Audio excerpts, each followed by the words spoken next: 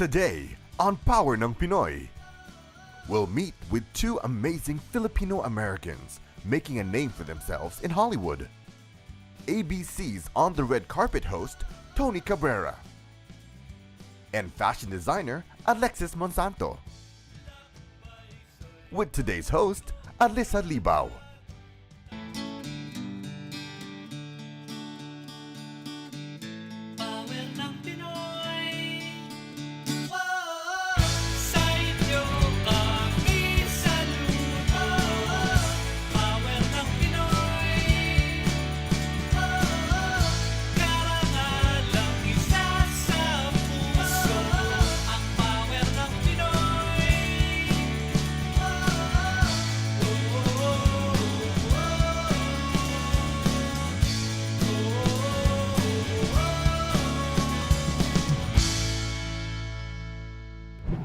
Hi, my name is Alyssa Libao and welcome to this episode of Power ng Pinoy.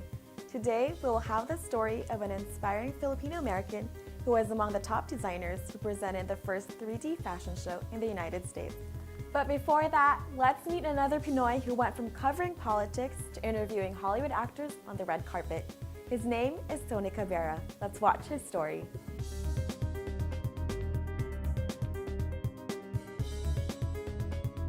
I was born here in San Jose. I was raised here my whole life up until I turned 18, until I graduated high school. My dad was born in the Philippines, and he moved to Hawaii at a young age and then moved to California. That is where he met my mom, who's Irish American, and they went to high school together. They're high school sweethearts. It's really weird because they come from two totally different places and they met right here in San Jose. After I graduated high school, I applied to USC, but I didn't get in. So I went to Loyola Marymount. You know, I was really happy to be there. But after a year of being there, I met a mentor who encouraged me to transfer to USC, where I really wanted to go. And so he told me, if you're serious about being a broadcast journalist, you need to go to USC, because they have a full-out, great program there. And so I applied. I got into USC. It took me 3 tries to get into the journalism school, Annenberg, at USC. And so I finally got in, and that's where I learned everything. After graduating from the University of Southern California, Tony moved to Toledo, Ohio for his first job. I was hired as a weekend news producer / fill-in reporter. So I produced the 6 and 11 p.m. newscasts on the weekends. It was my show. I got to choose what stories were in there. I got to write the stories, hand it off to editors, and sit in the booth during the live newscast. I had my own 2 anchors, and it was cool. I had control of my own shows. But I also was a fill-in reporter out there. So every once in a while, as people took vacations or if they needed somebody, I got to fill in. And that was really cool because, fresh out of college, and I'm on TV. So I was in Toledo for a year. And after that, I moved to Tucson, Arizona, where I was a full-time reporter. I'm on the west side of the fire, about 300 yards away, but when you get up close to it... So I reported on fires, wildfires, murders, car accidents, politics, election. I was there during the Obama's first election, so I covered it all. And it was really cool because I got to see all kinds of different things. At the same time, it was really sad because I was there on the scene of certain sad stories, and that's kind of where things started. My mind and my heart started changing towards where I wanted to go with my career. When his contract was over, Tony decided to move back to Los Angeles. I knew I wanted to be somewhere in Hollywood in the entertainment industry. I didn't know exactly where. It was a very humbling experience to, you have this college degree from USC, you go across the country, you work in these markets, you meet these politicians and different high-profile people, and then you're back in LA serving tables. But that's what I had to do, and my dream was still on my mind. I had further goals and dreams that I wanted to achieve. During college, I interned at a number of places, one of them being the local ABC station, KABC. One day I get a Facebook message from the executive producer back at KABC, and he's like, hey, we have this new show called On the Red Carpet. We're looking for a correspondent. I hear you're in LA. Want to talk? message him back immediately, yes, what is this about? It all worked out, and now I've been there almost 3 years, working for ABC on the red carpet. All 5 guys together again on stage for a larger-than-life world tour.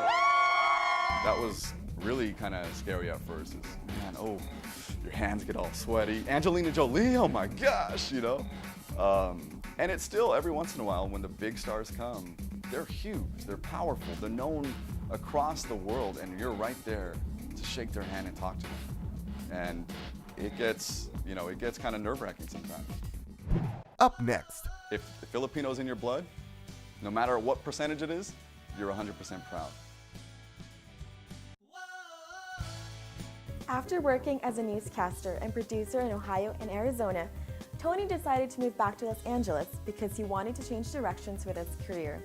Now, he is a correspondent for ABC's On the Red Carpet.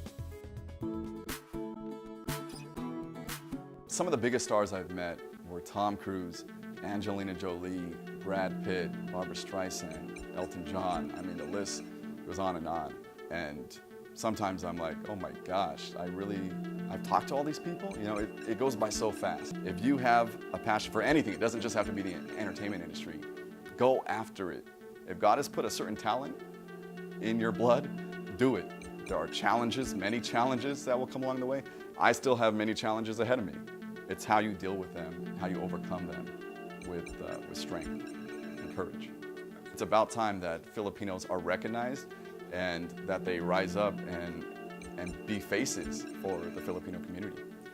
This generation of Filipinos, of Filipino Americans that are proud to be Filipino and will say it out loud. I think that's important to letting people know, one, they are Filipino. That's what a Filipino looks like. Because I don't obviously look very Filipino myself. I'm half Irish American. So, but I want people to know that's what he is. That's what he is, you know? Tony is very much proud of his Filipino heritage. He aims to make a difference in the lives of the Filipinos back home. So this December, we are taking our first trip to the Philippines, my wife and I. I've never been there, and this is so exciting. And we're gonna go out there. My aunt and uncle just moved out there to be missionaries. They're helping out with orphans, specifically those with vision impairments. That's in my blood, you know. I wanna go and help, but I've never done it on an international, global level. And my wife and I, we both have that passion to go do that. We don't wanna waste our time. We wanna go there and make a difference, even if it's in just one kid that we change his life. I think Filipinos should keep their cultural roots despite living in the US, because that's who they are, that's who we are.